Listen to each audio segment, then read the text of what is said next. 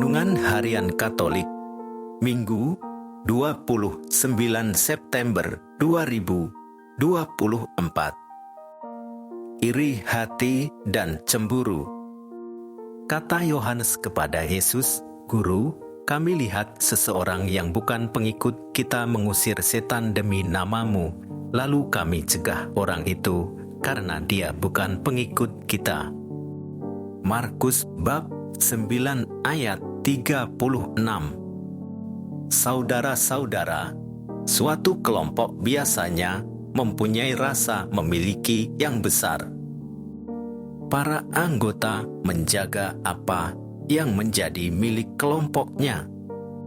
Bila ada orang yang bukan anggota kelompok meniru tanpa izin, biasanya mereka mengajukan protes. Mereka menganggap bahwa segala sesuatu menjadi milik mereka yang tidak boleh diikuti oleh kelompok lain. Hal ini lebih terasa pada kelompok yang dibentuk atas dasar suku bangsa, agama, aliran politik, dan usia. Ketika seorang yang bukan murid Yesus melakukan tindakan penyembuhan seperti yang dilakukan oleh mereka, para murid melaporkan hal tersebut kepada Yesus. Mereka merasa bahwa milik kelompok mereka telah ditiru atau diambil orang lain.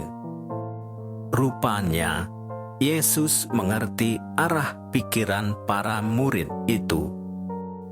Yesus meluruskan kembali pandangan yang benar mengenai karya Roh. Yesus menegur murid-muridnya karena kecemburuan dan kecurigaan mereka.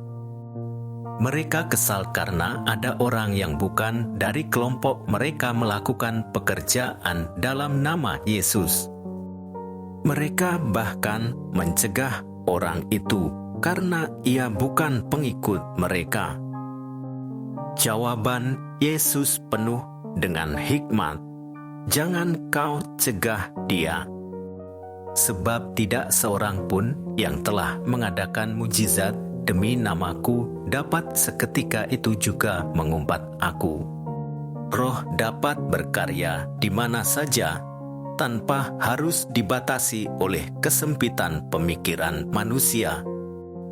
Ia berkarya untuk membawa banyak orang pada pilihan yang benar. Karena itu, teguran Yesus ini mengingatkan para murid untuk tidak membatasi karya Roh atau mengklaim dan mengotakkan karya Allah yang melebihi pemikiran manusia. Iri hati dan cemburu adalah dosa karena membuat kita bersedih atas apa yang seharusnya membuat kita bersukacita, yaitu kebaikan sesama. Alasan kita bersedih atas kebaikan sesama adalah karena kita melihat kebaikan mereka itu mengurangi nilai atau keunggulan kita. Iri hati dan cemburu muncul ketika kita berpikir bahwa keunggulan orang lain akan membawa aib bagi kita. Iri hati dan cemburu berlawanan dengan cinta. Objek dari kasih maupun iri hati dan cemburu itu sama, yaitu kebaikan sesama kita. Namun, cara memandangnya bertolak belakang. Jika kasih akan bersukacita atas kebaikan sesama kita, maka iri hati dan cemburu akan berduka karenanya. Dengan kasih Allah, orang telah dicurahkan ke dalam hati kita oleh Roh Kudus. Kasih ini mencari kebaikan yang tertinggi bagi sesama kita.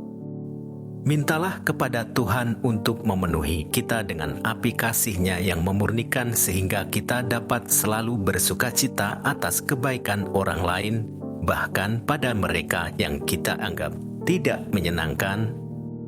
Kasih Kristus tidak hanya membebaskan kita dari rasa iri hati dan cemburu, tetapi juga mendorong kita untuk memberi dengan murah hati, terutama kepada mereka yang membutuhkan. Allah menciptakan kita dalam kasih untuk mengasihi.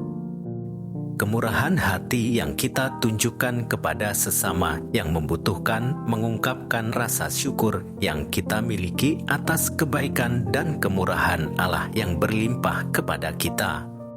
Yesus menyatakan bahwa setiap kebaikan dan pertolongan yang diberikan kepada pengikut-Nya tidak akan kehilangan pahalanya.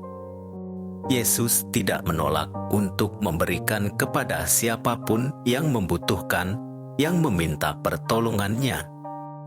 Sebagai murid-murid-Nya, kita dipanggil untuk menjadi baik dan murah hati seperti Dia. Tuhan, penuhi kami dengan Roh Kudus-Mu agar kami dapat memancarkan sukacita Injil kepada orang lain. Demikian renungan hari ini. Selamat beraktivitas. Semoga semuanya lancar, sukses, serta selamat. Tuhan memberkati.